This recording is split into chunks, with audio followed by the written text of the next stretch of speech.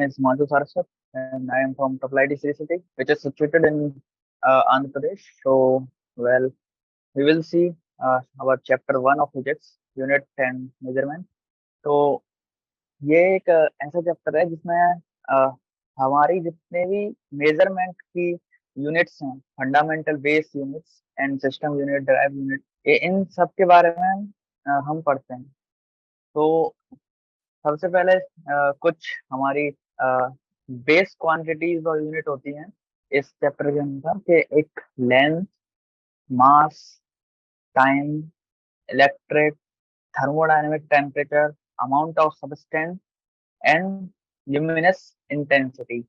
और इनके नेम मतलब मीटर, मतलब इनके जो ऐसा यूनिट्स हैं वो metre, kilogram, second, ampere, kelvin, mole, candela, तो इस तरह से हैं। तो इनके कुछ सिंबल्स भी हैं, इनके कुछ डेफिनेशन भी हैं। I think you will read it.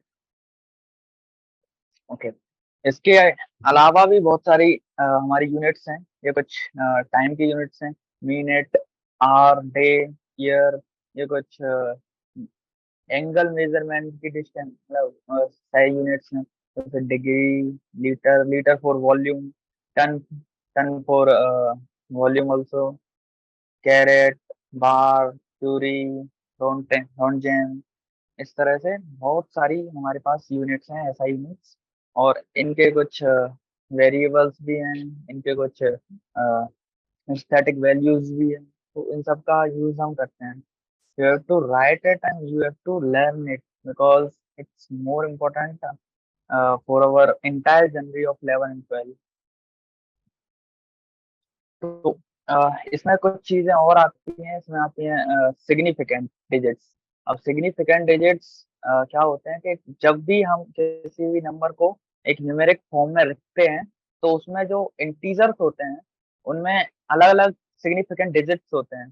तो उनको हम एक नंबर से डिफाइन करते हैं। जैसे कि जैसा एक नंबर है इन 0.002308, तो इसमें सिग्निफिकेंट डिजिट 4 है, क्योंकि 4 नंबर ही हमारे न्यूमेरिकल वैल्यू को दिखा रहे हैं, बाकी तो 0 है। तो इसके कुछ नियम भी होते हैं, वो मैं आपको एक्सरसाइज में बताऊं।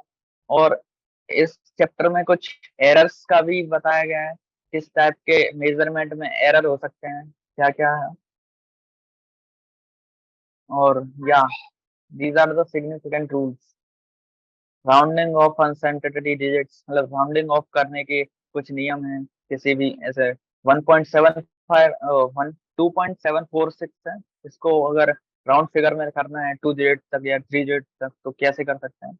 तो we will see this chapter like.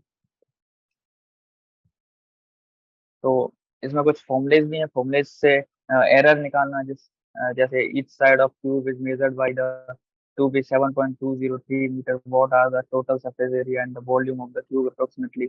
तो इसमें हम मल्टीप्लाई करके निकाल सकते हैं। बट अगर ये जो मीटर में इसकी लेंथ दी गई है, तो हमें इसी मीटर लेंथ में इसकी फाइनल वैल्यू भी निकालनी पड़ेगी वॉल्यूम की, इसी सिग्निफिकेंस में। तो इस तरह से कुछ रूल भी होते हैं इसके। और इसमें कुछ डायमेंशंस भी आती हैं, dimensions of formula and dimensions of equations. Mass को हम m से डिनोट करते हैं, लेंथ को l से, टाइम को t से। ये कुछ मतलब कुछ डायमेंशंस आपको याद भी करनी पड़ेंगी। जैसे जो होती है वेलोसिटी, उसकी होती है मीटर पर सेकंड, जैसे m पर l, m l-1। इस तरह से आपको लर्न करना पड़ेगा इनको। तो इस चैप्टर में सबसे पहली चीज तो आपको बहुत सारी चीजें लर्न करनी है, जो आपको केवल इसी चैप्टर में नहीं, बाकी पूरे 11-12 जर्नी में काम आने वाली है। तो इस चैप्टर को आप अच्छे से करेंगे, क्योंकि इस चैप्टर को अगर आपने कर लिया तो हर चैप्टर की इसमें ब्रीफ आपको मिल जाएगा थोड़ा बहुत। ओके, तो हम अपनी एक्सरसाइज पे आते हैं थोड़ा सा ब्रीफ लेने के बाद। तो एक्सरसाइज में 1.1 जो है, 1.1 क्वेश्चन हैं, कुछ फिल इन द ब्लैंक। तो मैं अपना रफ भी शायद इसी में बोल देता हूँ। तो हमारा फर्स्ट क्वेश्चन है, the volume of cube of side 1 centimetre is equal to. तो मैं सोचता हूँ इससे आसान क्वेश्चन तो हो ही नहीं सकता शायद। तो 1 सेंटीमीटर आपको सबको पता है कि 1 मीटर में 1 metre equal to 10 power 2 centimetre होते हैं। तो इसका अपोजिट करेंगे तो 10 पावर-2 सेंटीमीटर मतलब मीटर हो जाएंगे 1 सेंटीमीटर। तो इसी को हम मतलब 10 पावर-2 रख देंगे 10 पावर और हाँ क्यूब निकालना है ना, तो 10 power into 10 power into 10 power 3 times because we have to do a cube, so we have to multiply by itself 3 times. Okay, तो 10 पावर-6 मीटर क्यूब आ जाएगा इसका आंसर, जो कि बहुत ज्यादा सिंपल क्वेश्चन है ये। The surface area of a solid cylinder of radius 2 and height 10 is equal to। Okay, तो इसका एक आपने फॉर्मूला पढ़ा कि एक तो क्या सॉलिड सिलेंडर में एरिया लेते हैं, तो एक तो दोनों ऊपर सरफेस होती है जो ऊपर दिखता है पेंदा, जिसको हम पेंदा बोलते हैं, तो उसका दोनों फेज एक तो ऊपर वाला भी होगा, एक नीचे वाला होगा जो दिखता नहीं है। अगर आप एक टैंक लेते हैं तो उसमें ऊपर वाला तला एक नीचे वाला तला, तो मैंने 2 टाइम लिया है पाई आर स्क्वायर एक एरिया ऑफ सर्कल, और उसके बाद 2 पाई आर एच होता है एक सॉलिड सिलेंडर मतलब सिलेंडर की भारी सरफेस का एरिया। तो इन दोनों को ऐड करके अपन आराम से अपनी वैल्यू निकाल सकते हैं, जो कि देखिए सरफेस एरिया 2 पाई आर एच प्लस 2 पाई आर एच स्क्वायर। कैलकुलेशन हमारा टाइम ज्यादा खा जाएंगी और इतना ज्यादा इंपॉर्टेंट है कैलकुलेशन, तो हम अपने कंसेप्ट पे आज ध्यान रखेंगे। ओके, अगला अगला क्वेश्चन है a wheel moving with speed of 18 kilometre per hour cover metre in 1 second, मतलब 1 सेकंड में कितना मीटर कवर करेगा if it is its speed is 18 kilometre per hour. तो एक हमें पता है कि किसी भी किलोमीटर पर आवर को मीटर पर सेकंड में बदलना है, क्योंकि हमें मीटर्स में आंसर निकालना है 1 सेकंड के। तो हम डायरेक्टली अगर मीटर पर सेकंड में स्पीड निकाल लें तो वो वही स्पीड जो है, क्योंकि 1 सेकंड में आंसर है तो 1 सेकंड रख के अपना आंसर हम तुरंत निकाल सकते हैं। ओके, तो 18 दिया गया है और एक रूल है, आप अब यहाँ से याद भी रख लीजिए, इसको लर्न कर सकते हैं कि अगर हम 5/18 से डिवाइड दे दें किसी भी किलोमीटर पर आवर को, किसी भी किलोमीटर पर आवर को हम 5/18 से मल्टीप्लाई दे दें तो मीटर पर सेकंड आ जाता है। तो इसमें डिवाइड देंगे तो 18 से 18 कट जाएगा एंड 5 शेष रहेगा। तो 5 मीटर पर सेकंड आया, मतलब 5 मीटर 1 सेकंड में, तो अपना आंसर भी 5 हो जाएगा। The relative density of lead is 11.3, its density is. तो इसमें हम दो तरह की डेंसिटी निकालनी है, एक तो ग्राम पर सेंटीमीटर क्यूब में, एक किलोग्राम पर मीटर क्यूब में। ओके, तो हमें पता है कि 1 किलोग्राम में 1000 ग्राम या 1000 ग्राम होते हैं और 1 सेंटीमीटर में मतलब 10 पावर-2 मीटर होते हैं। तो हम इसी का यूज करेंगे, क्योंकि जो हमारी रिलेटिव डेंसिटी है ना वो खुद ग्राम पर सेंटीमीटर क्यूब में रहती है। तो सबसे पहले 11.3 तो यही रहेगा ग्राम पर सेंटीमीटर क्यूब, लेकिन किलोमीटर क्यूब ये चेंज हो जाएगा, चेंज होके आपका आंसर आपका आंसर आएगा या 11.3 इंटू 10 पावर 3। अब आते हैं हम 1.2 क्वेश्चन पे। 1 किलोग्राम, हाँ ये बहुत ज्यादा सिंपल चीज है, आई थिंक इसको तो सब लोगों को कर लेना चाहिए। 1 किलोग्राम मीटर स्क्वायर और centimetre sorry second inverse square. तो इसको हमको यूनिट्स देनी है, इसको जो स्टैटिक वैल्यू है वो निकालनी पड़ेगी। तो स्टैटिक वैल्यू में अब हमको ग्राम सेंटीमीटर सेकंड मतलब -(-2) में निकालना है। तो 1 किलोग्राम है 1000 ग्राम, तो 1000 मल्टीप्लाई, अब 1 मीटर में 10 पावर 2 सेंटीमीटर होते हैं, तो 10 पावर 5, तो इसका आंसर हो जाएगा 10 पावर 5। देखिए इसका आंसर है अपना सॉरी 10 पावर 7, क्योंकि इसका स्क्वायर भी था मीटर स्क्वायर। 10 पावर 7 आंसर है। ओके, तो अगला क्वेश्चन यहीं से ले निकालना है। 1 मीटर 1 लाइट ईयर में कितना होगा। अब लाइट ईयर तो आप सब जानते ही है, स्पेस में जो भी डिस्टेंसेस होती हैं उसको हम लाइट ईयर में मापते हैं, क्योंकि स्पेस में बहुत ज्यादा डिस्टेंस होती है एक दो सेलेस्टियल बॉडी के बीच में। ओके, तो इसका कुछ मेजरमेंट है, आपको याद कर रखना पड़ेगा कि अप्रोक्सीमेटली एक लाइट ईयर में 10 पावर 16 मीटर होते हैं। तो ये आपको याद रखना पड़ेगा। तो इसका इनवर्स करेंगे 10 पावर-16 लाइट ईयर हो जाएगा 1 मीटर। अब निकालना है 3 metre square, metre second square, kilometre hour square में निकालना है। तो इसका एक रूल है, मैंने जो बताया था, 3 × 10⁻³ किलोमीटर होता है। और जैसे सेकंड, एक घंटे में कितने सेकंड होते हैं, 1/360, सॉरी 3000।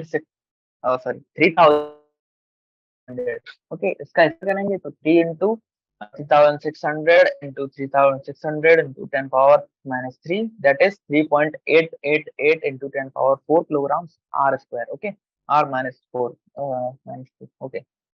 तो हमको जी का वैल्यू निकालना है।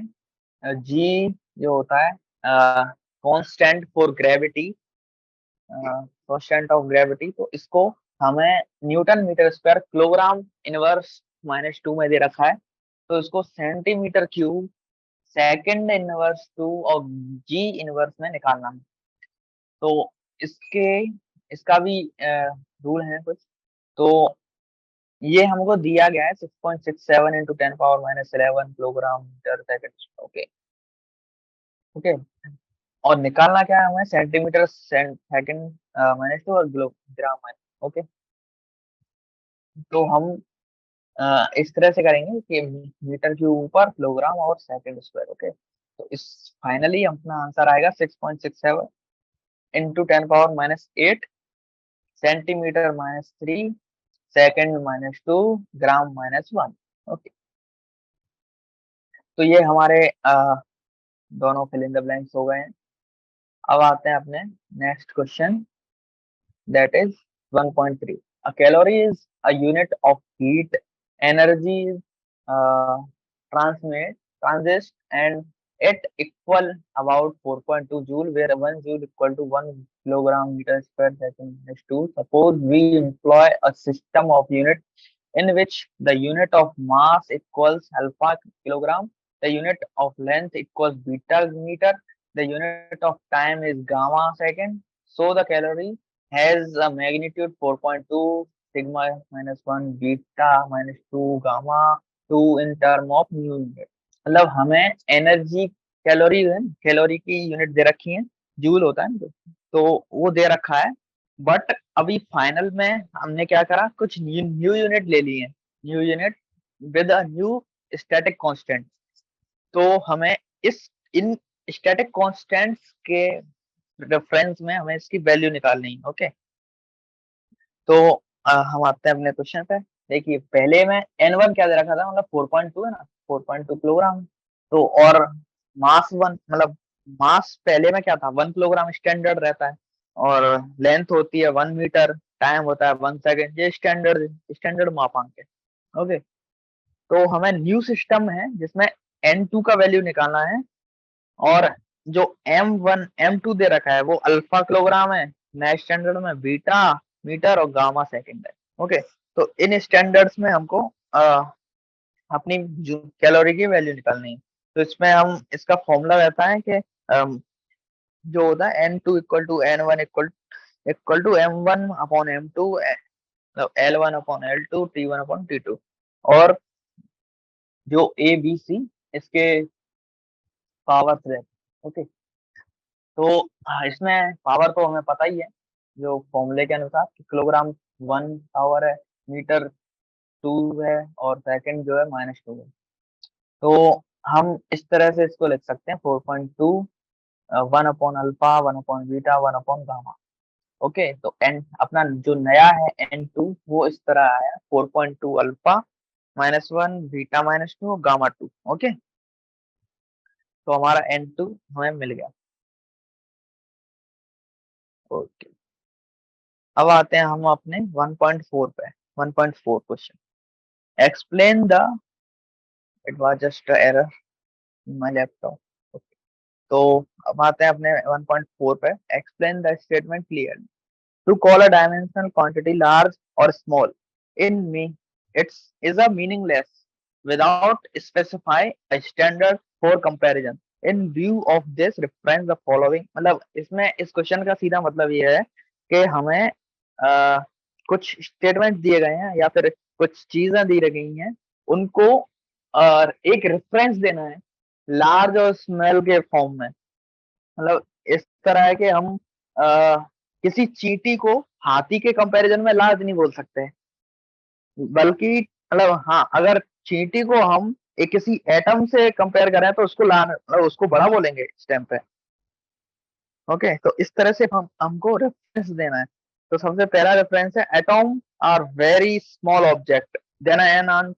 मतलब हम कोई सा भी एग्जांपल ले सकते हैं, वेरी स्मॉल ऑब्जेक्ट, तो मतलब वेरी, एटम तो वैसे भी बहुत ज्यादा स्मॉल होता है, तो कोई सा भी इसमें एग्जांपल ले सकते हैं, लेकिन ज्यादा बड़ा तब भी नहीं ले पाएंगे क्योंकि रेफरेंस, अगर हम सन ले लें एग्जांपल में, सन के रिस्पेक्ट में एटम बहुत छोटा है, सन के रिस्पेक्ट में तो हम भी बहुत छोटे हैं, तो हमको एक स्पेसिफिक देना पड़ेगा, वेरी स्मॉल, लाइक इस एग्जांपल में दे रखा है शार्प पेन। ओके, मतलब जो टिप ऑफ शार्प पेन होती है ना, उसके हिसाब से इसको लिया गया है, उससे भी बहुत छोटा होता है atom. A jet plane move with a great speed. तो ऐसा नहीं है कि जेट प्लेन जो है स्पीड ऑफ लाइट से भी ज्यादा चलता है स्पीड में, तो हमको इसको इसको कम लेना पड़ेगा, या फिर हम इसको ले सकते हैं jet plane move with a great speed greater than a train, super fast train. तो इससे रेफरेंस ले सकते हैं। The mass of Jupiter is very large than comparison of earth. तो हम इसमें हम अपने खुद के बारे में नहीं लिख सकते, क्योंकि हम हमारा मास तो वैसे भी चांद, मतलब अगर हम चांद से कंपेयरिंग करें ना, मून से, तो उसके मुकाबले भी बहुत ज्यादा कम है। किसी भी पर्वत पहाड़ से लें तो उससे भी के मुकाबले भी हमारा मास कम है। तो इस रेफरेंस में जुपिटर को हम पृथ्वी से ले सकते हैं, अर्थ से ले सकते हैं। The air inside this room contain a large number of molecules. Okay, तो इसका रेफरेंस लिया गया है कि the air inside the room contain more number of molecules than 1 mole of air. Okay, तो ये कुछ इस प्रकार है। A proton is much more massive than an electron. Yeah it's true, it's true, much more massive than electron. Electron का size बहुत छोटा होता है प्रोटॉन के मुकाबले। लगभग 10⁻⁻27 में प्रोटॉन रहता है, 31 में इलेक्ट्रॉन रहता है, मतलब 10⁻⁻4 का डिफरेंस आता है दोनों में। The speed of sound is much smaller than the speed of light. तो ये वाला स्टेटमेंट भी करेक्ट है। द स्पीड ऑफ साउंड बहुत ज्यादा छोटी है, स्पीड ऑफ साउंड तो अप्रोक्सीमेटली 300 to 400 रहता है, 320 शायद। और स्पीड ऑफ लाइट तो आप सबको पता ही है, 3 × 10⁸ ओके, तो हम आते हैं अपने नेक्स्ट क्वेश्चन 1.5 पे। A new unit of length is chosen such that the speed of light in a vacuum is unity. What is the distance between the sun and the earth in term of new unit of light? Take 8 minutes and 20 seconds to cover this। मतलब question ये है कि हमें एक new unit दे रखी है, जिस unit में, मतलब एक मान लीजिए एक नया यूनिवर्स है हमारे पास, तो इस अलग यूनिवर्स में वैक्यूम में लाइट की स्पीड 1 यूनिट ही होती है। किसी भी यूनिटी को ले लिया तो वो यूनिटी आती है। एक यूनिटी मान लीजिए कोई ऐसा ही, मतलब यूनिट है कोई सी भी यूनिटी। ओके, तो और एक रेफरेंस दे रखा है हमें, तो कि अपने वाले यूनिवर्स में सन टू अर्थ लाइट को ट्रेवल करने में 8 मिनट एंड 20 सेकंड लगता है। ओके, तो हमको निकालना है कि उस नए यूनिवर्स में कितना टाइम लगेगा उस यूनिटी के हिसाब से। ओके, तो डिस्टेंस बिटवीन, सबसे पहले हमें डिस्टेंस निकालना पड़ेगा अर्थ एंड सन के बीच में। तो हमारे पास क्या है, एक तो लाइट की स्पीड पता है हमें 3 × 10⁸, और समय भी रखा है 8 मिनट 20 सेकंड। तो हम इससे हम अपना निकाल सकते हैं 500 × 3 × 10⁸ ये स्पीड आ गई है, सॉरी डिस्टेंस आ गई है अर्थ टू सन के बीच में। ओके, अब हमें निकालना है न्यू सिस्टम में, न्यू यूनिवर्स में। Speed of light in in vacuum is unity.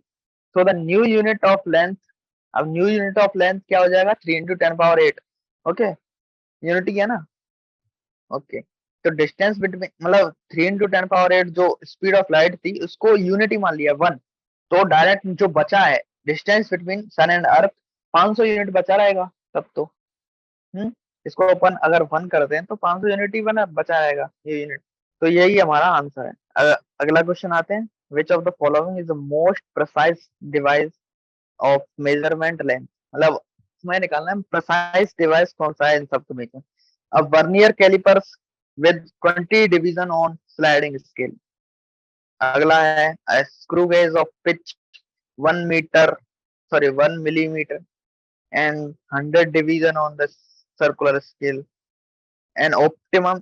अब इसमें क्वेश्चन थोड़ा सा अलग है ये, अब इसमें हर चीज का लिस्ट काउंट निकालना पड़ेगा कि वर्नियर कैलिपर्स का लिस्ट काउंट इसके हिसाब से 5 × 10⁻⁵ आ रहा है, और स्क्रू गेज का इसके हिसाब से 1 × 10⁻⁵ आ रहा है, ओके।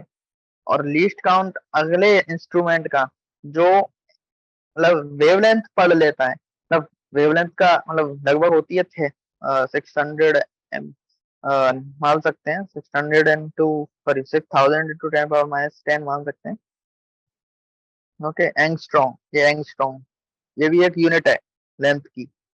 इसको आपको आपको ये वेव ऑप्टिक्स में ज्यादा यूज होगा तो इसको आप अच्छे से पढ़ सकते हैं। Average wavelength of visible light 6000 रहता है तो इसको यूज किया हमने, ओके। तो अ, सब में से सबका सबसे कम लीस्ट काउंट है सबसे लास्ट वाले का, तो हमारा आंसर भी सी ही होगा, ओके। अब आते हैं हम अपने नेक्स्ट क्वेश्चन 1.7 पर। स्टूडेंट मेजर द थिकनेस,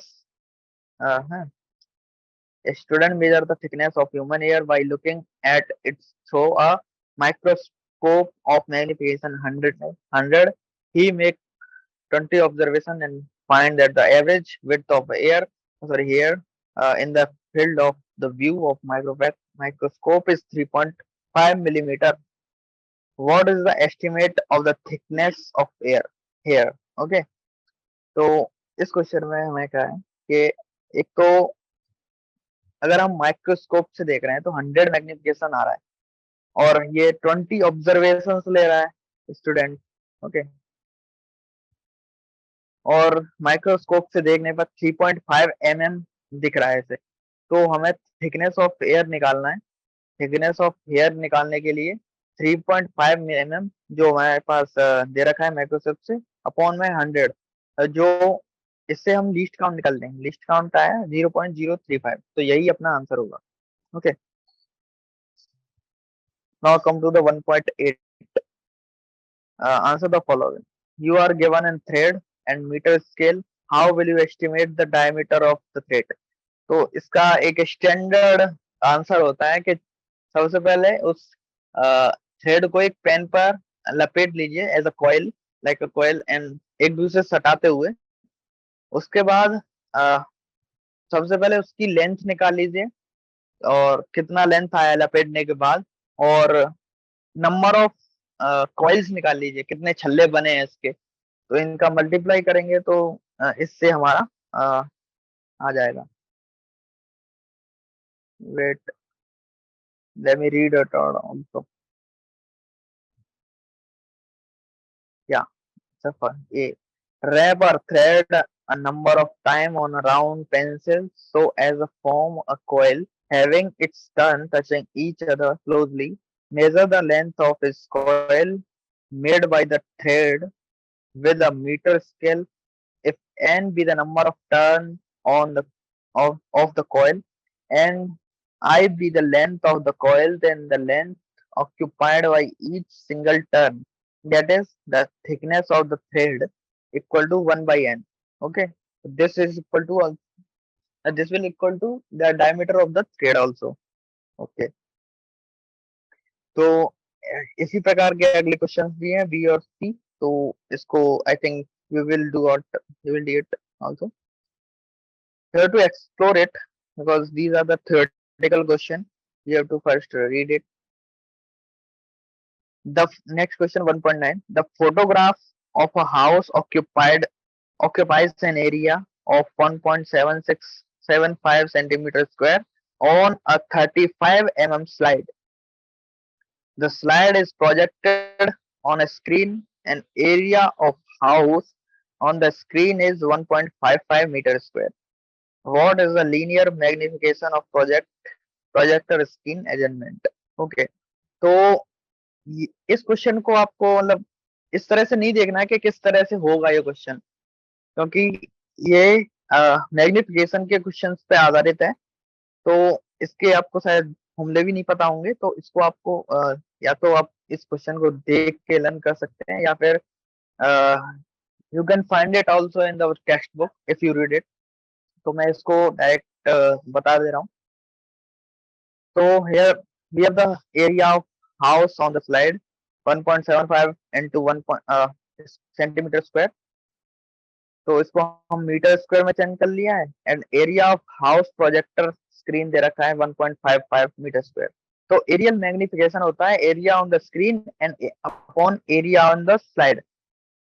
तो 1.55 metre square upon 1.75 into 10 power minus 4, that is 8.857 into 10 power 3। It's our aerial magnification. If we want to find linear magnification, then we have to root it. Okay, then aerial magnification इसका root लेंगे तो 1.8 root of 8.857 into 10 power 3, that is 94.1। we will find it। Okay, now come to the 10th question। 10th question, in the 10th question we have to find the significant figures that I have discussed previously। तो पहला question ये है 0.007। तो अब इसमें बहुत सारे case आपको लर्न करने पड़ेंगे कि अगर हाँ ऐसा केस आता है कि 0.00 के बाद कुछ नंबर्स हैं, जैसे कि इसमें हो गया ये ए वाले में है या फिर एफ वाले में है, तो इसमें क्या है जीरो के मतलब स्टार्टिंग में जितने जीरो है उनको गिनना नहीं है सिग्निफिकेंट डिजिट्स में, फिगर्स में। जो बाद का जहां से डिजिट स्टार्ट हुआ है उसके बाद से सिग्निफिकेंट डिजिट अपने स्टार्ट हो जाएंगे गिनना। उसके बाद वाले जीरो है तो उसको हम वी विल टेक इट। तो इसका सिग्निफिकेंट डिजिट हो गया या फिर फिगर हो गया इसका 1 आया। अब ऐसा कोई है जिसमें टू इस तरह का नंबर दिया गया है, 10 पावर में कुछ पावर्स दी गई हैं, इस फॉर्म में दिया गया है, तो उसमें केवल जो नंबर है उसको लेते हैं 2.64। ओके, तो इसमें 3 सिग्निफिकेंट फिगर। तो ऐसा तो मैंने बता ही दिया है, 0 पॉइंट के बाद जब भी इंटीजर आता है उसके बाद वाले सबको ले लेते हैं, सबको सिग्निफिकेंट डिजिट फिगर्स मान लेते हैं। तो इसमें 4 सिग्निफिकेंट फिगर आ जाएंगे। नेक्स्ट वाले में भी 4 सिग्निफिकेंट फिगर हैं, अगले वाले में भी 4 हैं, अगले वाले में भी 4 हैं, क्योंकि यहाँ से आगे गिनेंगे तो 6032। These are the 4 significant figures। Okay, now come to the 11th question। The length, breadth and thickness of rectangular sheet of metal are given respectively। Given the area give the area and the volume of the sheet to correct significant figures। Okay, तो सबसे अब ऐसे क्वेश्चनों में क्या है, हमको सबसे कम जितने भी सिग्निफिकेंट फिगर्स हैं उनमें अपना आंसर लाना होता है।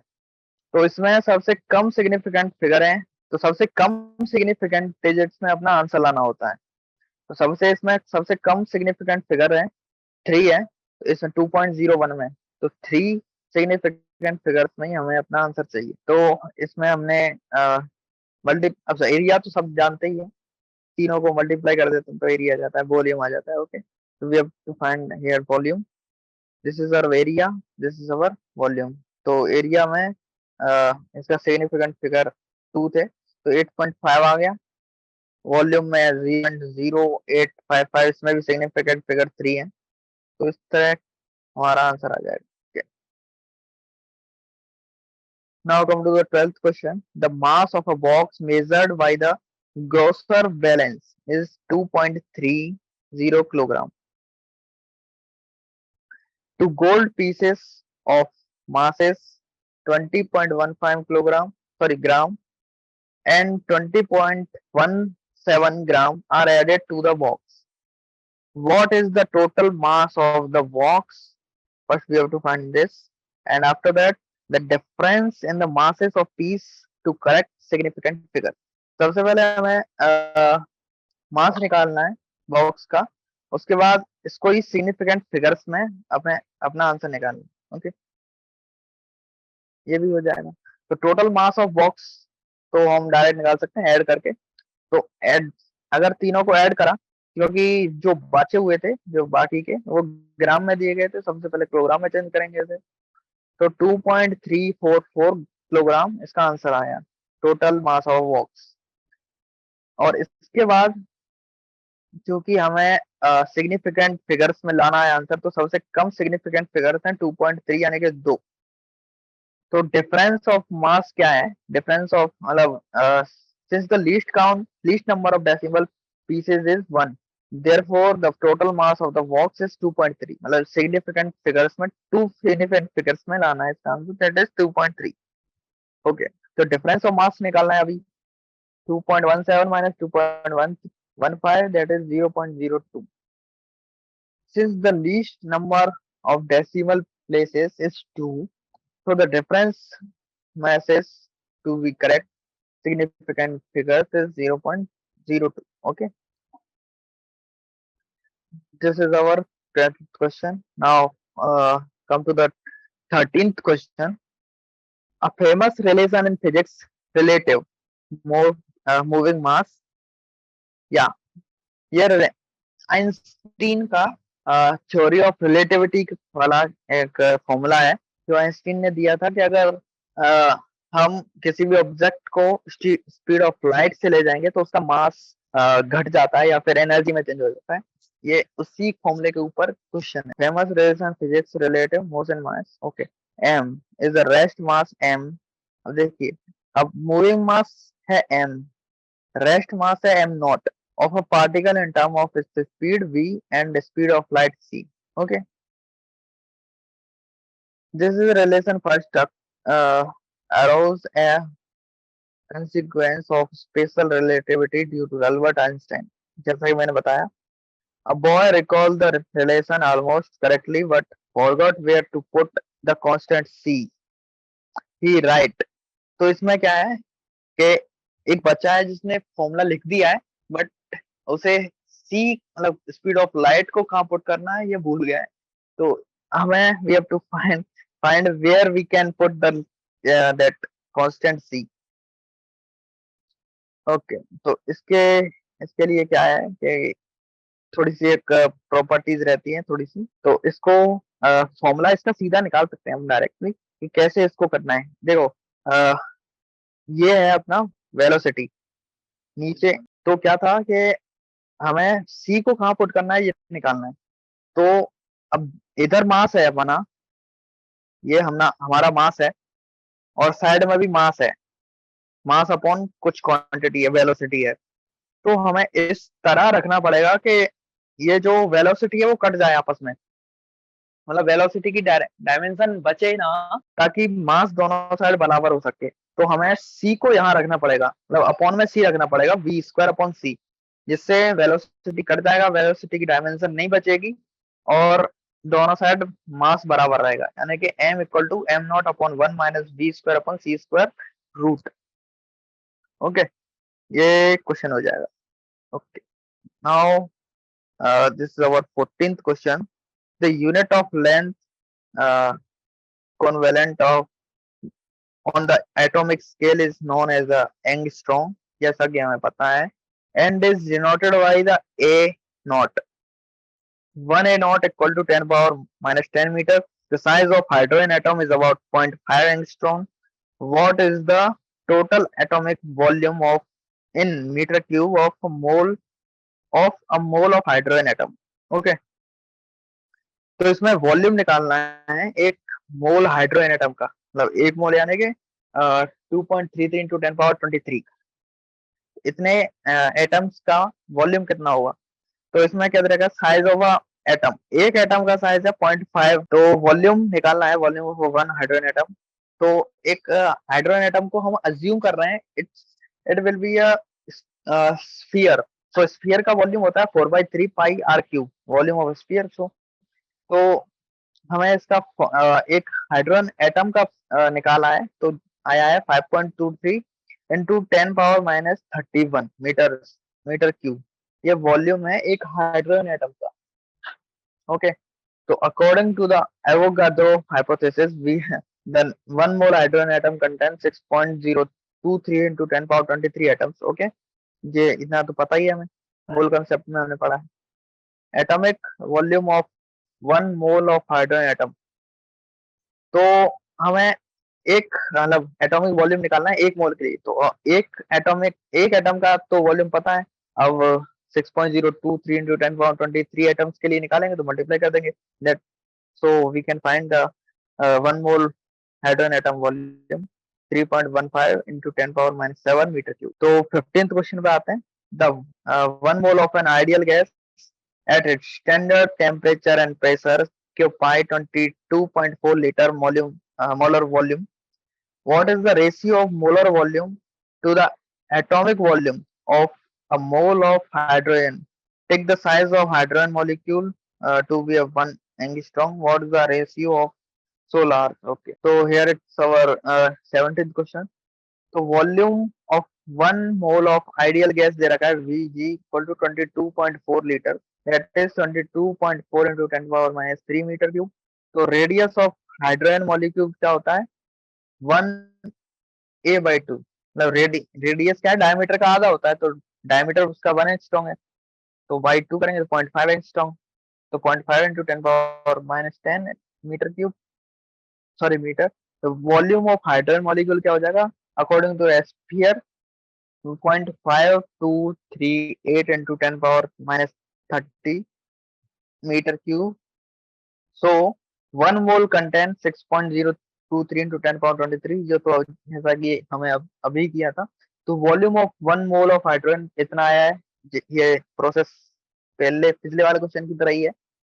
Now we have to find the ratio Vg upon Vh। तो Vg क्या है 22.4 into 10⁻³ upon 3.1548 into 10⁻⁻7, that is 7.1 into 10⁻⁴.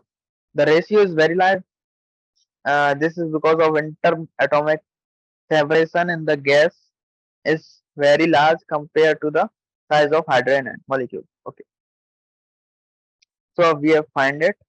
Now come to the 16th question, that is explain the common observation clearly. If you look out of a window of a fast moving train, the nearby tree houses seem to be moved rapidly in the opposite direction to the train motion, but the distant object, hill, top, moon, and star seems to be stationary. In fact, since you are the aware that you are moving, these distant objects seem to move with you. Okay, तो question सीधा यही है, explain करना है कि जो हम train या फिर बस में जाते हैं तो पास वाली चीजें बहुत फास्ट रैपिडली मूव करती दिखती हैं अपोजिट डायरेक्शन में, बट जो दूर रखी हुई चीजें हैं वो हमें इतना मतलब क्लियरली रैपिडली मूव करते हुए नहीं दिखती। तो इसका कारण क्या है? तो इसका कारण है रिलेटिव मोशन। रिलेटिव मोशन मतलब जो हमारे पास में है मॉलिक्यूल्स या फिर जो भी पास में चीजें हैं, वो हम मतलब उनको हम देख रहे हैं कि पास में है, वो रिलेटिवली ज्यादा फास्ट चल मतलब वो रिलेटिवली उनके पास से हम ज्यादा पास जा रहे हैं। लेकिन अगर हम किसी मतलब दूरी पर रखी हुई चीज को देखें तो उससे जो जितना मतलब दूर जानेंगे, तो एरियल जो होगा, एरियल डिग्री, ऐसे मैं बताता हूँ इसका एग्जांपल। ठीक है, देखो, तो ये बस मान लीजिए, ये पेड़ मान लीजिए। ओके, तो इसकी डिस्टेंस ज्यादा नहीं है, तो ये उसका एरियल डिग्री है, aerial angle.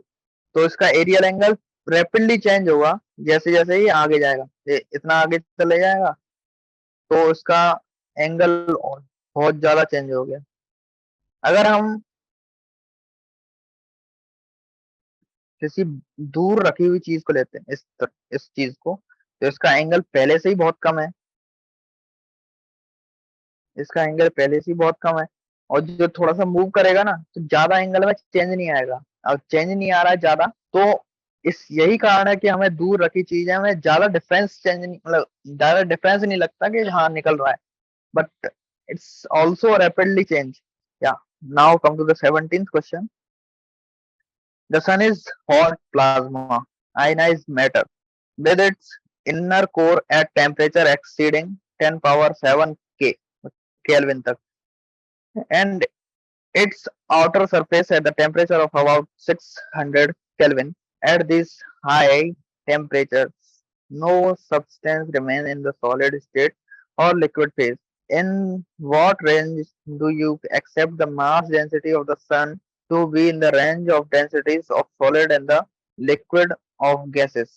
Check if your guess is correct from the following data: mass of the sun and the radius of sun. तो हमारे पास क्या है, मास दे रखा है 2 × 10⁻30 किलोग्राम, दैट इज, और इसका रेडियस है 7 × 10⁸ वॉल्यूम ऑफ सन हम स्फीयर की सहायता से निकाल लेंगे वॉल्यूम, एंड इसकी डेंसिटी है, हम मास अपॉन वॉल्यूम से इसकी डेंसिटी निकाल लेंगे। ओके, तो mass density of sun is in the range of mass density of solid upon liquid and not gases. Okay, तो ये हमारे आज 17th क्वेश्चन हो गए हैं। तो इसके अलावा कुछ चीजें होती हैं इसी चैप्टर में, मैं थोड़ा आपको ब्रीफ दे देता हूँ कि क्या क्या चीजों को आपको और अच्छे से करना पड़ेगा। तो एक क्वेश्चन आता है ये पेंडुलम वाला। तो आ, अगर आप जेई की तैयारी कर रहे हैं तो एक पेंडुलम वाला क्वेश्चन आप इसको 1.67 को अच्छे से स्टडी करें। Okay, next, checking of dimensional consistency of equation, ये भी बहुत ज्यादा जेई में पूछे जाने वाला टॉपिक है। Okay okay guys, so I think our chapter is completed here. I'm searching for something that important to you. So one of the important thing is that uh, vernier calipers and screw gauge problems are more important in the view of JEE, because when I was in the JEE preparation, I was a JEE aspirant. I used to do that questions because these are important. Always in the in every year there should be a one question at least. Okay, आज के लिए हम इतना ही रखते हैं, so I will wrap up this now. Goodbye guys.